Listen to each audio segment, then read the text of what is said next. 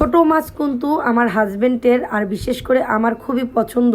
আর এই মাছটা সহজে বাসায় আনা হয় না, কেননা এই মাছটা কেটে এমনকি পরিষ্কার করতে খুবই কষ্ট হয়ে যায়, যার কারণে এই মাছটা খেতে ইচ্ছে করলেও এটা আনা হয় না তেমন।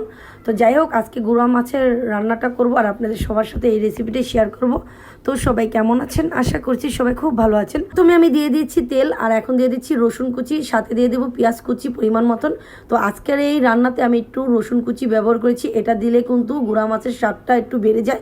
তো যাই হোক, এখন আমি 1 চামচের মতন লবণ দিয়ে দিলাম, 2 চামচের মতন মরিচের গুঁড়া, 1 চামচের মতন হলুদের গুঁড়া দিয়ে দিচ্ছি, আর 2 চামচের মতন দিয়ে দিচ্ছি ধনিয়ার গুঁড়া, আর দিয়ে দিচ্ছি আদা রসুন বাটা 1 চামচের মতন। এখন এটাকে একটু ভালো মতন নাড়াচাড়া দিয়ে এখন আমি এখানে দিয়ে দেবো কষানোর জন্য পরিমাণ মতন একটু পানি। তো এটা দিয়ে একটু সময় নিয়ে ভালো মতন কষিয়ে নেব। তো এই তো কষানোটা হয়ে গেছে।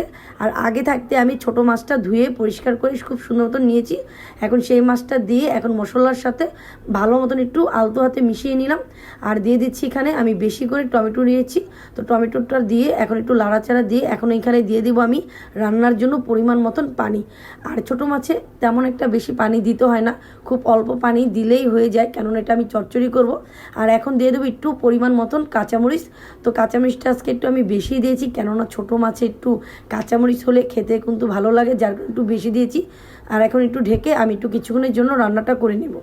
তো এই তো বলক চলে এসেছে অনেক সুন্দর। এখন আমি নামানোর আগ দিয়ে কিছু ধনিয়া কুচি দিয়ে দেবো। ছোটো মাছে কিন্তু ধনিয়া কুচি না হলে খেতে কিন্তু মোটেও ভালো লাগে না, যার কারণে আমি সবসময় ছোটো মাছ একটু ব্যবহার করি। তো যাই হোক, মাশাআল্লাহ দেখতে পাচ্ছি আমার ছোটো মাছের রান্নাটা খুব সুন্দর মতন কমপ্লিট হয়ে গিয়েছে। তো এই তো কারা কারা আছেন যে এরকম ছোটো মাছ টমেটো দিয়ে ধনিয়া দিয়ে কাঁচামরিচ দিয়ে একটু ঝাল ঝাল করে রান্না করে খেতে পছন্দ করেন? যদি করে থাকেন সেটা অবশ্যই কমেন্টে জানাবেন আমাকে।